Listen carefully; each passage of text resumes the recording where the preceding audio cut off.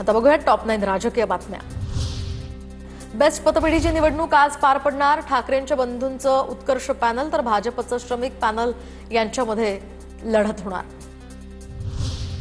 Best मतपेढी निवडणुकीमध्ये घाणेरडं राजकारण सुरू। संदीप देशपांडेंचा बेस्ट मतपेढी निवडणुकीवरून आरोप। मतदारांना समृद्धी पॅनलकडून पैसे वाटल्याचाही मनसेचा आरोप।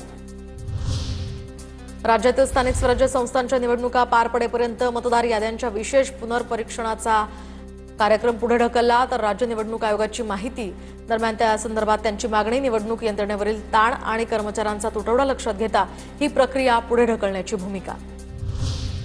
आज मल्लिकार्जुन खरगेंच्या संसद भवनातील कार्यालयामध्ये इंडिया आघाडीची बैठक। उपराष्ट्रपती पदाच्या निवडणुकीसंदर्भात या बैठकीत चर्चा होणार। ही निवडणूक बिनविरोध होण्याची दाट शक्यता। एनडीएकडून उपराष्ट्रपती पदाच्या उमेदवारीसाठी सीपी राधाकृष्णन यांच्या नावावर शिक्कामोर्तब। दिल्लीमध्ये भाजपच्या संसदीय बोर्डाच्या बैठकीत हा निर्णय झाल्याची माहिती। सीपी राधाकृष्णन हे महाराष्ट्राचे राज्यपाल।